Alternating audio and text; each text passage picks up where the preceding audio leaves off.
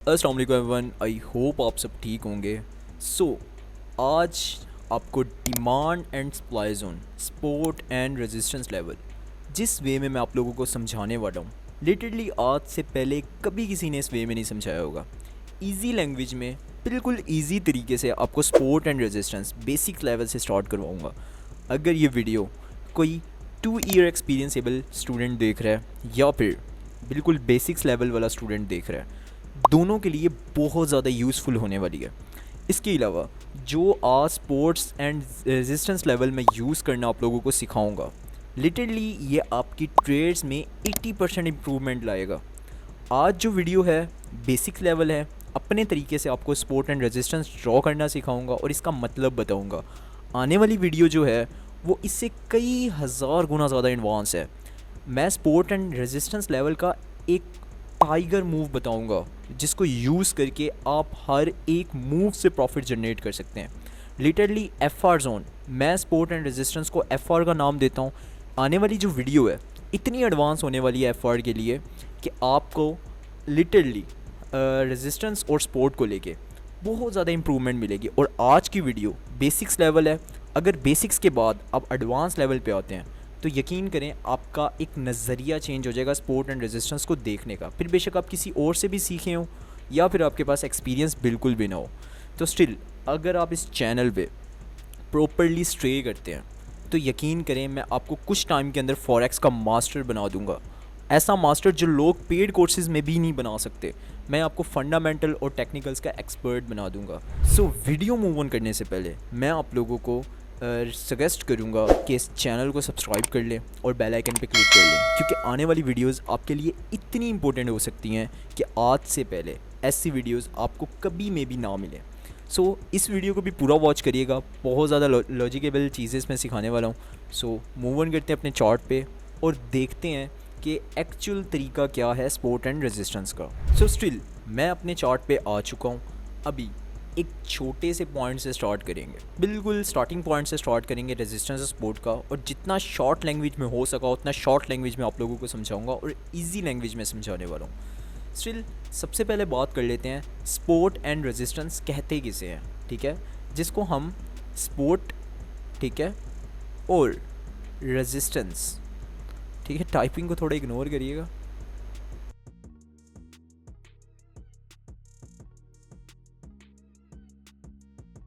कहते किसे हैं, ये काम किस चीज़ के आता है, ठीक है। बेसिकली स्पोर्ट का क्या मतलब है, इजी लैंग्वेज में समझाने वाला हूँ, पहले भी मैंने आपको बताया था। और स्टिल जिस लैंग्वेज में मैं आप लोगों को गाइड करूँगा, मे बी आज से पहले कभी किसी ने फ्रीली आपको गाइड किया हो। तो स्टिल स्पोर्ट किसे कहते हैं, ईजी होके सुनिएगा और इसको नोट डाउन लाजमी कर लीजिएगा, आगे बहुत काम आने वाला है। स्पोर्ट कहते हैं, आपको पता है मार्केट 2 चीज़ों का नाम है। कितनी चीज़ों का नाम है? मार्केट 2 चीज़ों का नाम है। सबसे पहला मार्केट है बायर्स और सेलर्स। मार्केट इन 2 पॉइंट्स को फॉलो करके आगे ट्रेड्स को लेती है। किनको? बायर्स को और सेलर्स को। मार्केट में प्रॉपर्ली जितना भी लॉजिक है वो बायर्स और सेलर्स पे डिपेंड है। थर्ड कोई भी चीज़ नहीं है मार्केट में। अगर हमें स्टिल बायर्स की और सेलर्स की साइकोलॉजी समझ आ जाए, हमें पता लग जाए बायर्स किस वक्त पे क्या सोच रहे हैं और सेलर्स किस वक्त पे क्या सोच रहे हैं, अगर आपको स्टिल इनकी साइकोलॉजी पता लग जाए तो आपके लिए ट्रेड्स 80% आसान हो जाएंगी, ठीक है। अगर आपको पता लग जाए कि इस पॉइंट से, इस एरिया से बायर्स बाय करेंगे और इस एरिया से सेलर्स सेल करेंगे, तो आपकी ट्रेड्स 80% इम्प्रूव हो जाएंगे, ठीक है। तो स्टिल सबसे पहले स्टार्ट बेसिक्स मतलब समझते हैं स्पोर्ट एंड रेजिस्टेंस का। एक बात हमेशा याद रखिएगा, जो स्पोर्ट है उसको इजी लैंग्वेज में बोलते हैं, उसको हम इजी लैंग्वेज में बात करते हैं। स्पोर्ट का मतलब है सप्लाई एरिया। कौन सा एरिया? Supply area. और रेजिस्टेंस का मतलब है डिमांड एरिया, ठीक है। ये अपने नाम में ही मतलब शो करवा रहे हैं।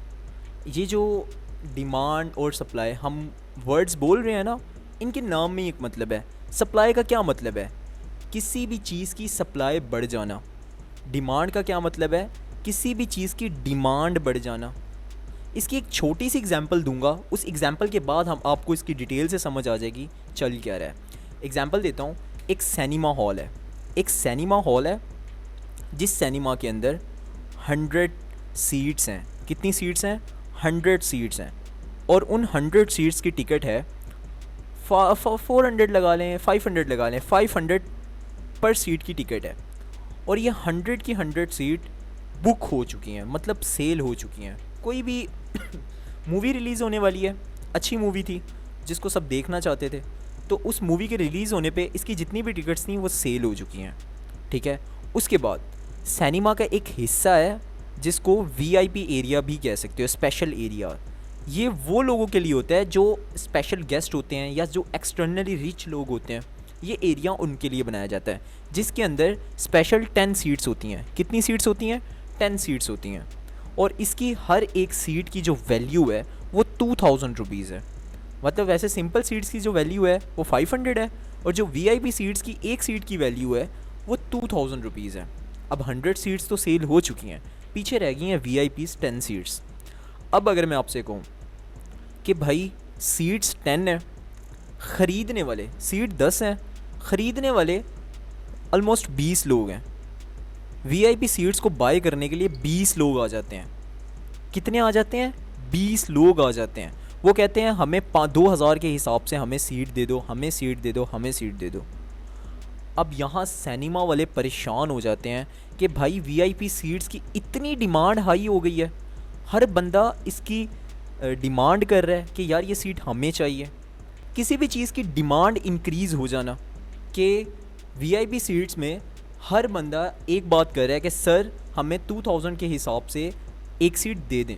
यहाँ सिनेमा देखता है कि वीआईपी सीट्स की डिमांड बहुत ज़्यादा इंक्रीज़ हो गई है। अब हम एक काम करते हैं, इसकी डिमांड इंक्रीज़ हो गई है, अब हम मार्केट को, अब इन सीट्स को अपनी मर्ज़ी से सिलेक्ट करवा सकते हैं। अब हमारे पास 20 बंदों की कलेक्शन है, हम इनमें से जिसको चाहें सीट दे सकते हैं। ठीक है, अब एग्जांपल के तौर पे इनमें से इनके 5 या 7% बहुत स्पेशल है, 7% इनके स्पेशल है। अगर ये इनको सीट नहीं देते तो ये इनसे नाराज़ हो सकते हैं कि आपने हमें सीट क्यों नहीं दी, बाकी सबको क्यों दे दी।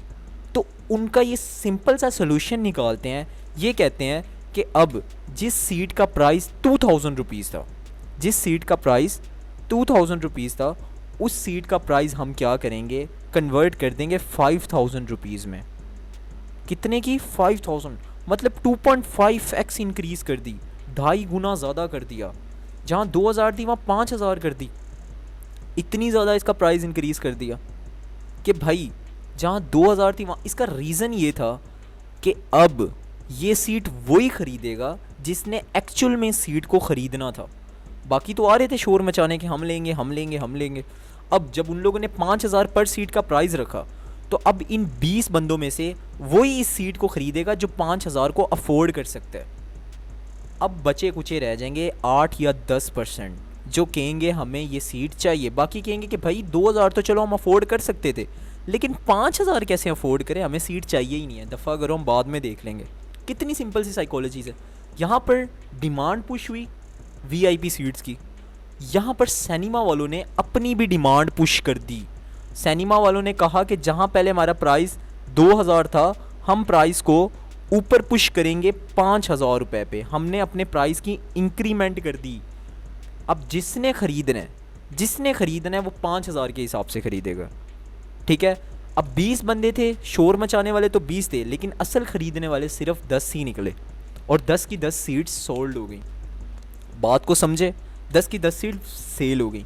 इनको कहते हैं डिमांड। ठीक है, डिमांड कौन सा होता है? स्पोर्ट एरिया होता है।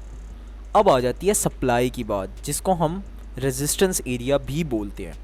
अब डिमांड समझ आ गई कि किसी भी चीज़ की डिमांड इंक्रीज़ हो जाना, जो क्वांटिटी कम होती है, क्वांटिटी कम होती है उस चीज़ की, लेकिन ख़रीदने वाले बहुत ज़्यादा होते हैं। जब क्वांटिटी कम होगी, ख़रीदने वाले, जैसे क्वांटिटी 10 है, ख़रीदने वाले 20 लोग हैं, तो ऑटोमेटिकली बेचने वाले को उसकी डिमांड बढ़ानी पड़ेगी, ताकि जो असल ख़रीदने वाले हैं वो ख़रीद सकें इसको, बाकी शोर मचाने वाले साइड पे हो जाएं। इसको बोलते हैं डिमांड पुश होना, डिमांड पुश होना। अब सिंपल सी सप्लाई की एग्जांपल देता हूँ। सप्लाई का मतलब होता है ज़्यादा सेल्स आना, मार्केट का मतलब सेल्स आना, सप्लाई होना, किसी भी चीज़ का बिक जाना। एग्जांपल के तौर पे एक कॉम्पिटिटर है, सिंपल सी एग्जांपल दूंगा, जल्दी कवर अप करूँगा ताकि आपको अच्छे से समझ आ सके। एक सिंपल सा कॉम्पिटिटर है जो कहता है कि मैं कप की दो शॉप है, कप पता है ना, चाय वाले कप हो गए, ठीक है। कप की एग्जांपल लेते हैं, दो कॉम्पिटिटर्स हैं एक ही बाज़ार में, एक ही मार्केट में। एक के पास सेम कप है, बिल्कुल सेम टू सेम कप है, ठीक है, दोनों के पास सेम टू सेम कप है। ये कप वाला जो है पीछे से कप लेके आता है एग्जाम्पल 100 रुपीज़ का। एक कप कितने का लेके आता है? 100 का। ये कप वाला भी सेम कप है, ये सेम कप भी लेके आता है पीछे से 100 रुपीज़ का। ये वाला पर्सन जो है ये एक कप में कमीशन ले रहा है 20 रुपीज़। कितना कमीशन ले रहा है? 20 रुपीज़। मतलब ये कप सेल कर रहा है 120 रुपीज़ का, लेकिन ये पर्सन एक कप में कमीशन ले रहा है 50 रुपीज़, और ये कितने का सेल कर रहा है? 150 रुपीज़ का। इसने अपने कप्स की डिमांड बहुत ज़्यादा हाई रखी हुई है, लेकिन इसने अपनी डिमांड जो है वो नॉर्मल रखी हुई है कि जितना मुझे कमाना है मैं इतना कमा लूँगा, मुझे 20 रुपये बहुत हैं एक क्लास में। ये कहता है कि मुझे 20 रुपये तो बहुत थोड़ी रकम है, मैं तो 50 रुपये कमाऊँगा और मेरे बिकेंगे भी। इसने अपनी कप्स के ऊपर टैग लगा दिए जर्मनी के। इसने जो नेचुरल टैक्स थे वही लगे रहने दिए। जैसे पाकिस्तान में मेड हुई है तो उसने पाकिस्तान का ही कहा कि भाई ये पाकिस्तान में बनी है, मैं झूठ नहीं बोलूँगा। लेकिन इसने अपने कप की वैल्यू बढ़ाने के लिए कहा कि ये तो भाई जापान में बनी है, जर्मनी ने बनी है, बाहर के कप हैं, बहुत अच्छे हैं ये। वो तारीफ़ ज़ाहिर है, कोई महंगी चीज़ ख़रीदेगा तो क्यों ख़रीदेगा अगर उसमें कोई स्पेशल बात होगी तो। इसी तरह ये जो कप वाला है, जब लोग आके देखते हैं, पाकिस्तानी अवाम तो ख़ुसूसन ज़्यादा समझदार होती है कुछ अपने आप में, तो वो ये जब चीज़ देखते हैं कि पहले इसके पास आते हैं, इससे प्राइस लेते हैं, कहते हैं भाई मैं एक कप आपको 120 का दूंगा। सेम टाइम पे जब दूसरे के पास जाते हैं तो वो कहते हैं कि मैं यही कप आपको 150 में दूंगा। वो चीज़ देखते हैं कि भाई इसके पास भी सेम कप है, उसके पास भी सेम कप है, कोई फ़र्क नहीं है क्वालिटी में, थिंकिंग में, शाइनिंग में, कलर में, किसी चीज़ में कोई फ़र्क नहीं है। वो 120 का दे रहा है, 150 का दे रहा है, तो कस्टमर इसके पास आने की बजाय इसके पास आएंगे। क्या चीज़ देखते हुए कि भाई सेम कप है, प्राइस इसका कम है, इसका बहुत ज़्यादा है। तो जो ये बंदा, इसके पास अब जाहिर है जितने भी कप खरीदने वाले आएंगे वो इसके पास तो जाएंगे नहीं, क्योंकि इसने अपनी डिमांड बहुत ज़्यादा हाई की हुई है, इसके पास आएंगे। तो ये दिन में क्या कर रहा है, ये बंदा दिन में कप सेल कर रहा है, 20 कप सेल कर रहा है। कितने? 20 कप सेल कर रहा है 120 के हिसाब से। लेकिन यही पर्सन अपने दिन में कितने कप सेल कर रहा है? सिर्फ 2 या 3। तो मुझे बताओ सबसे ज़्यादा सप्लाई किसकी है? सबसे ज़्यादा बेच कौन रहा है इसमें? सबसे ज़्यादा बेच ये रहा है। इसकी सप्लाई बहुत ज़्यादा है और इसकी डिमांड बहुत ज़्यादा है। इस बंदे ने अपनी डिमांड बहुत ज़्यादा रखी हुई है, जिसकी वजह से इसकी सप्लाई है ही नहीं, बिल्कुल भी सप्लाई नहीं है। इसमें 2-3 इसके कप बिकते हैं, लेकिन इसकी डिमांड बहुत ज़्यादा है, ठीक है। इसने अपने कप की डिमांड बहुत हाई रखी हुई है। हालांकि डिमांड की कप्स की डिमांड हाई करने का कोई रीज़न नहीं है। ये नहीं है इसके बाद रीज़न कि इसके बाद इतने सारे कस्टमर हैं, इसके बाद कस्टमर ही नहीं ख़त्म होता, इसलिए इसने कप की डिमांड हाई कर दी। बस इसने अपने एक ज़्यादा प्रॉफिट लेने के चक्करों में इसने डिमांड हाई कर दी, लॉजिक नहीं था, इसलिए इसकी सेल्स आई नहीं, इसकी सेल्स गिर गई, ठीक है। सप्लाई नहीं आई बिल्कुल भी, लेकिन इसकी बहुत ज़्यादा सप्लाई आई थी। इसकी डिमांड, इसको जितना भी प्रॉफिट हो रहा था इसकी सप्लाई के हिसाब से परफेक्ट था, ठीक है। तो इसकी सप्लाई ज़्यादा थी, इसकी डिमांड ज़्यादा थी। सिर्फ लॉजिक सारा डिमांड एंड सप्लाई का। किसी भी चीज़ का बहुत ज़्यादा क्वांटिटी में बिकना सप्लाई कहलाता है, किसी भी चीज़ का बहुत ज़्यादा क्वांटिटी में बढ़ जाना, डिमांड बढ़ जाना, ख़रीदना, तो वो डिमांड कहलाता है। ये दो चीज़ें समझ आ गई, ईजी लैंग्वेज था। इसी तरह यहाँ सपोर्ट और रेजिस्टेंस। सपोर्ट का मतलब होता है अपना डिमांड जोन। कौन सा जोन? Demand zone. डिमांड का क्या मतलब होता है? बायर्स, ख़रीदने वाले, ठीक है। इसी तरह रेजिस्टेंस जोन, ये कौन सा जोन होता है? ये सेलर्स का जोन होता है। इसको हम कौन सा जोन बोलते हैं? Supply zone. सेलर कौन होता है? बेचने वाला, इसको हम सेलिंग एरिया बोलेंगे। समझ आ गई? बहुत इजी लैंग्वेज में मैंने समझाने की कोशिश की डिमांड एंड रेजिस्टेंस और सपोर्ट जोन। इजी लैंग्वेज था, इजीली आपको क्लियर भी हो गया होगा, इंट्रो समझ आ गया। अब मूव करते हैं कि रेजिस्टेंस और सपोर्ट बेसिकली बनता कैसे है। यहाँ हम इजीली चलते हैं चार्ट के ऊपर, ठीक है। यहाँ हम चलते हैं, एक छोटी सी डायग्राम मैंने रखी हुई है आप लोगों के लिए ताकि आपको इजीली समझा सकूँ। सॉरी, थोड़ा सा मेरा गला ख़राब है आज, स्ट्राइक। अच्छा, ये डायग्राम मैंने क्रोम से लिया है, आप लोगों को इजीली इस डायग्राम पे समझ आ जाएगी कि डिमांड एंड सप्लाई बेसिकली काम कैसे करता है। गौर से एक चीज़ चेक करो कि यहाँ पर ऊपर वाला एरिया जो इसने एक छोटा सा बॉक्स ड्रॉ किया हुआ है, ठीक है, जोन बोल सकते हैं इसको, सप्लाई जोन। ये कैसे क्रिएट किया और डिमांड जोन, ये सारा बताऊँगा, थोड़ा सा पेशेंट रखो। मैंने आपको क्या कहा था? किसी भी चीज़ की सेल्स ज़्यादा बढ़ जाना वो क्या कहलाता है? सप्लाई कहलाता है। किसी भी चीज़ की डिमांड ज़्यादा बढ़ जाना तो वो क्या कहलाता है? वो डिमांड कहलाता है, बाइंग कहलाता है, ठीक है। यहाँ पर सेम एज इट इज़ काम कर रहा है, मार्केट अपनी पोजीशन पे चल रही है। यहाँ पर किसी रीज़न की वजह से जो प्राइस था 20 रुपीज़, उसकी डिमांड पुश हो जाती है और उसका प्राइस चला जाता है 50 रुपीज़ पे। ठीक है, कोई भी रीज़न हो सकती है, हमें रीज़न जानने की ज़रूरत नहीं, हमें लॉजिक जानने की ज़रूरत है।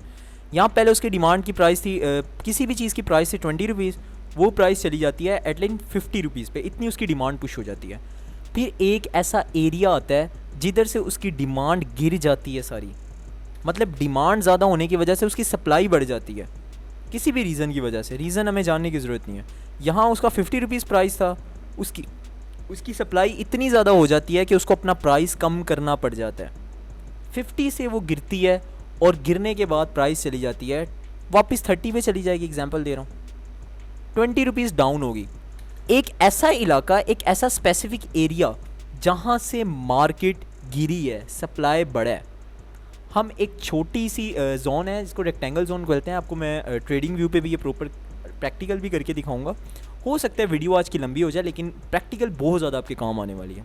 ठीक है, तो एक ऐसा स्पेसिफिक एरिया जहाँ से मार्केट की सप्लाई इंक्रीज़ हुई है, हम उस एरिया को ड्रॉ कर लेंगे कि भाई कुछ तो इस एरिया में ऐसी बात है ना जहाँ से मार्केट क्रैश हुई है, जहाँ से मार्केट गिरी है, सप्लाई बढ़ी है। तो हम क्या करेंगे, एक रेक्टेंगल का यूज़ करेंगे, प्रैक्टिकल भी करके दिखाऊंगा। उस रेक्टेंगल से हम ड्रॉ कर लेंगे इस एरिया को, क्या कर लेंगे, इस एरिया को ड्रॉ कर लेंगे जिसमें उसके हाई कैंडल और उसकी लोएस्ट कैंडल दोनों को मैच करेंगे, एक जोन ड्रॉ हो जाएगा। अब जोन क्यों ड्रॉ करते हैं ये भी बताता हूँ। मार्केट वापस नीचे जाती है, 50 से मार्केट चली जाती है 30 पे, फिर एक ऐसा स्पेसिफिक एरिया आता है, एक ऐसा स्पेसिफिक एरिया आता है जहाँ से मार्केट वापस ऊपर चली जाती है। गौर से बात को समझो, इस एरिया के पास मार्केट 30 पे आई, फिर एक ऐसा आता है कि फिर इस एरिया के बाद मार्केट की डिमांड दोबारा इंक्रीज़ हो जाती है, डिमांड फिर से बढ़ गई, डिमांड वापस चली गई 50 पे, 30 से वापस 50 पे। तो हम इस एरिया को भी ड्रॉ कर लेंगे कि भाई बहुत इंपॉर्टेंट जोन है ये वाला भी, इधर मतलब डिमांड पुश हुई है। अगर मार्केट वापस सप्लाई बढ़ती है तो हो सकता है इधर से दोबारा डिमांड पुश हो जाए। एग्जैक्टली मार्केट ऐसे काम करती है, यहाँ से इसकी डिमांड इंक्रीज़ हुई, मार्केट की सप्लाई दोबारा से कब बढ़ी, जब मार्केट अपने इस सप्लाई एरिया के पास आई। ये एक ऐसा एरिया है जिधर कौन बैठे हुए हैं, सेलर्स बैठे हुए हैं। सप्लाई कौन करता है, सेलर करते हैं ना, जिसने बेचना होता है वो मार्केट में ज़्यादा चीज़ें बेचने की वजह से उसका प्राइस कम कर देता है। जैसे पहले 50 रुपये प्राइस था, वो कहता है कि अगर मुझे ज़्यादा क्वांटिटी में इसको बेचना है तो मुझे प्राइस 50 से 20 रुपये करना पड़ेगा, फिर ही मेरी जल्दी से चीज़ बिकेगी, अदरवाइज़ नहीं बिकेगी। जैसे ही वो 50 से 20 करता है, मार्केट में ठक करके उसकी सप्लाई बढ़ जाती है। बात को समझे, हमने पहले देखा कि जिस एरिया से मार्केट 50 से 30 पे आई थी, फिर जैसे ही मार्केट वापस 50 पे आई तो उसी 50 वाले एरिया से मार्केट को वापस गिरा दिया गया और वापस 30 पे भेज दिया गया। गौर से बात समझो, एक ऐसा जोन, एक ऐसा एरिया जहाँ से मार्केट को बार बार सेलर्स नीचे की तरफ गिरा रहे हैं। इसी तरह सेम टाइम पे एक ऐसा इलाका, एक ऐसा एरिया जहाँ से बायर्स एक ही एरिया से बार बार बाय कर रहे हैं। मतलब इधर से पहले 30 से 50 तक गया था, फिर अगेन जब 50 से मार्केट वापस नीचे गिरी तो सेम एरिया से मार्केट फिर 30 पे आ गई, फिर 30 से मार्केट को पुश कर दिया गया ऊपर की तरफ। इस बार 50 से भी मार्केट मज़ीद ऊपर चली गई। इतनी सिंपल एग्जांपल है। सप्लाई वो एरिया जहाँ पर सेलर्स बैठे हैं, ठीक है, डिमांड वो एरिया जहाँ पर बायर्स बैठे हैं। मार्केट डिमांड जोन के पास आती है तो मार्केट को पुश कर दिया जाता है ऊपर की तरफ, मार्केट सप्लाई जोन के पास आती है तो सेलर्स उसको पुश करते हैं नीचे की तरफ। सिंपल सारा लॉजिक ये है सप्लाई एंड डिमांड जोन का। इंट्रो समझ आ गया, समझ आ गई कैसे बनता है। इसमें आपने ना 2 पॉइंट्स मैच करने होते हैं। कितने पॉइंट्स? 2 पॉइंट्स मैच करने होते हैं सप्लाई जोन को बनाने के लिए। जैसे पॉइंट नंबर 1 ये था, मतलब एक पॉइंट हमें एक बार मार्केट यहाँ से नीचे जाती हुई नज़र आई, इसको हम एक पॉइंट कंसीडर करेंगे। फिर इसी तरह डिमांड एरिया का भी एक पॉइंट कि जहाँ से मार्केट ऊपर गई हम इसको एक पॉइंट डिक्लेयर करेंगे। फिर सेकंड पॉइंट वो वाला पॉइंट जहाँ से मार्केट उसी एरिया से दोबारा नीचे गिरी, मतलब मार्केट एक ही जगह से 2 बार नीचे गिरी तो हम उसको पॉइंट 2 काउंट करेंगे। उसके बाद सेम डिमांड एरिया पे एक ही पॉइंट पे मार्केट वापस आई, सेम उसी पॉइंट से मार्केट वापस ऊपर चलेगी तो हम इसको डिमांड 2 पॉइंट 2 का नाम देंगे। अगर सप्लाई एरिया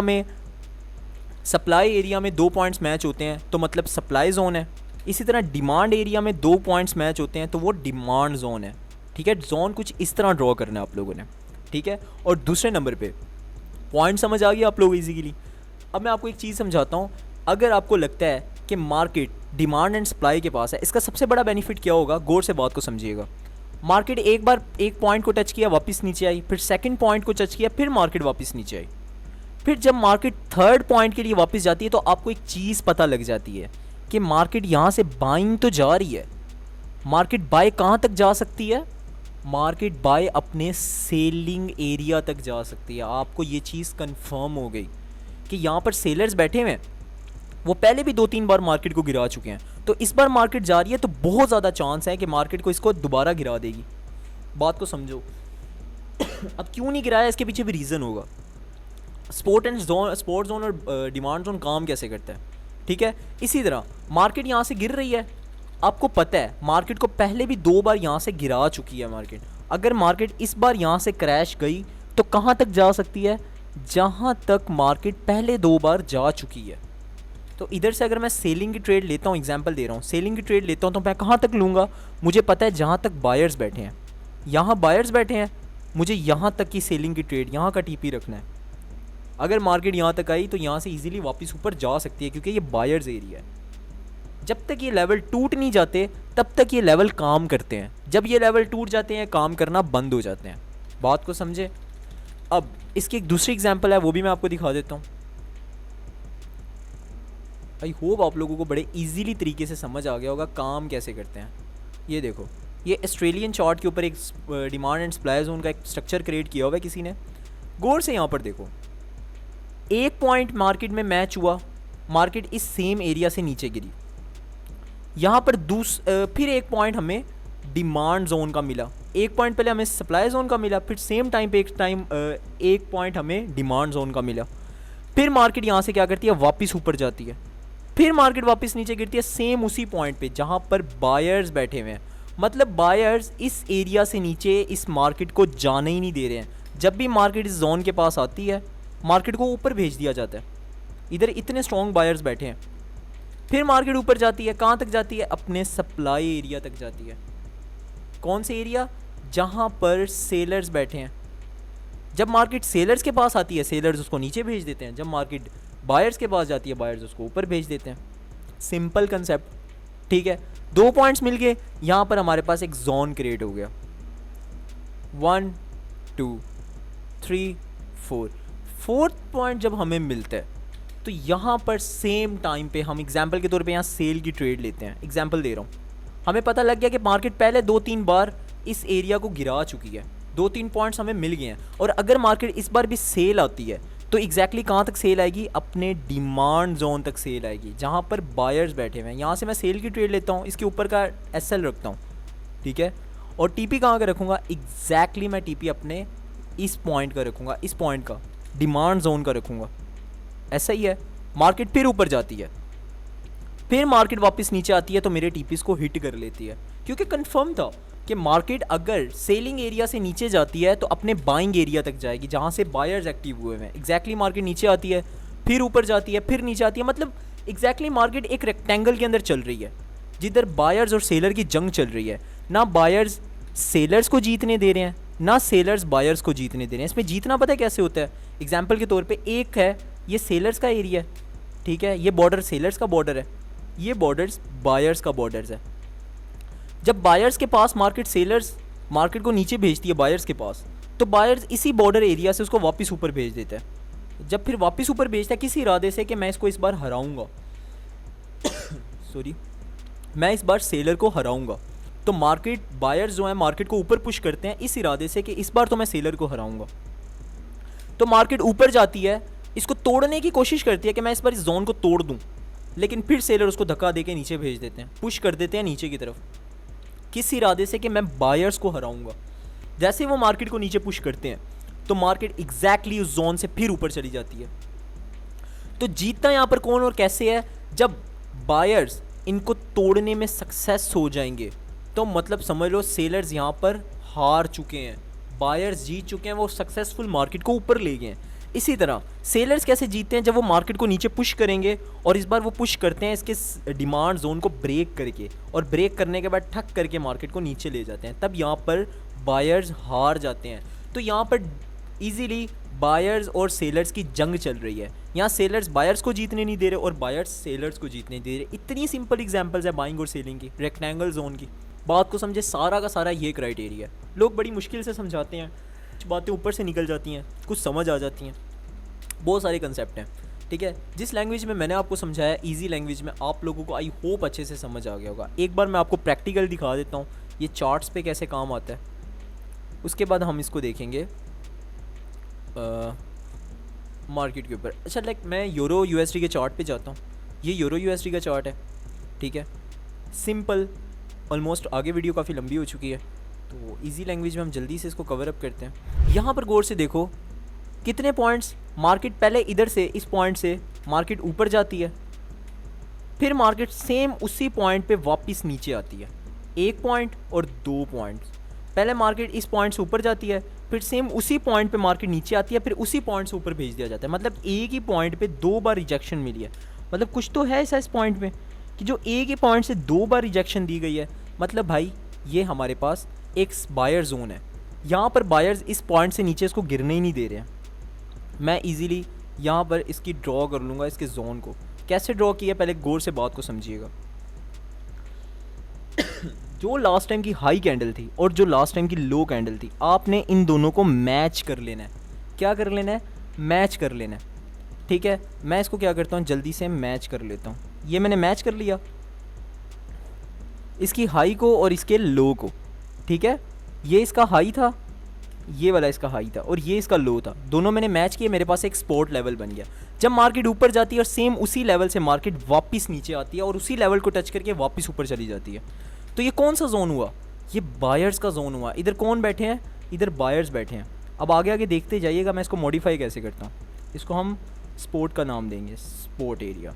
ठीक है, उसके बाद मार्केट देखो कंटिन्यूसली ऊपर काफ़ी देर ऊपर रहती है, मैनिपुलेट करती है, करते करते करते करते करते करते उसी एरिया पे दोबारा वापस आती है, उसी एरिया पे दोबारा वापस आती है। और गौर से चेक करो, उस एरिया पे आती है, फिर ऊपर जाती है, फिर उस एरिया पे आती है, फिर ऊपर जाती है, फिर एग्जैक्टली मार्केट इस बार इसको ब्रेक कर देती है। गौर से बात को समझो, ब्रेक कर देती है, लेकिन फिर से यही वाला स्पॉट जोन उसको अपनी तरफ अंदर की तरफ दोबारा खींच लेता है, और वो टक टक करते हुए इस बार इतनी स्पीड से ऊपर जाती है कि पीछे वाले सारे लेवल्स ब्रेक कर देती है। और इतनी उसने एक ही कैंडल में बाइंग पकड़ी। मतलब बायर्स इस बार इतने स्ट्रॉन्ग थे। यहाँ पर स्पोर्ट एरिया पे बायर्स है ना, जाहिर है सेलर्स कोशिश करते हैं इसको तोड़ने की, हल्का सा तोड़ते भी हैं, लेकिन बायर्स इतनी तेज़ी से उसको ऊपर पुश करते हैं और वो अपने पिछले सारे लेवल्स तोड़ देते हैं। अब सपोर्ट लेवल मिल गया, अब यहाँ पर हम रेजिस्टेंस लेवल फाइंड करने की कोशिश करते हैं। रेजिस्टेंस लेवल सिंपली नज़र आ रहा होगा आपको। गौर से एक पॉइंट्स को चेक करो। एक ही पॉइंट से हमें पहले मार्केट यहाँ से मैनिपुलेट करती है, ऊपर जाती है, सेम पॉइंट से मार्केट नीचे गिरती है एक पॉइंट से। मतलब यहाँ पर कुछ ऐसी बात तो थी ना जो मार्केट यहाँ से नीचे आई है। हम इसको डिक्लेयर कर लेंगे यहाँ सेलर्स हैं। मार्केट अगर अगेन यहाँ से कहीं से प्लान करती है ऊपर जाने की, तो एग्जैक्टली हमें पता लग जाएगा ऊपर कहाँ तक जा सकती है। इस सेलर जोन तक जा सकती है, जोन के आसपास ऊपर नीचे कहीं ना कहीं से रिवर्स हो सकती है। फिर एग्जैक्टली मार्केट उसी स्पोर्ट एरिया के पास वापस आती है और यहाँ से गेन पुश करती है ऊपर की तरफ। कहाँ तक करती है? इस सेलर एरिया तक करती है, जहाँ पर सेलर्स बैठे हुए हैं। इसको हम किसका नाम देंगे? रेजिस्टेंस का नाम देंगे। इजीली इसको रेजिस्टेंस का नाम देते हैं। समझ आए?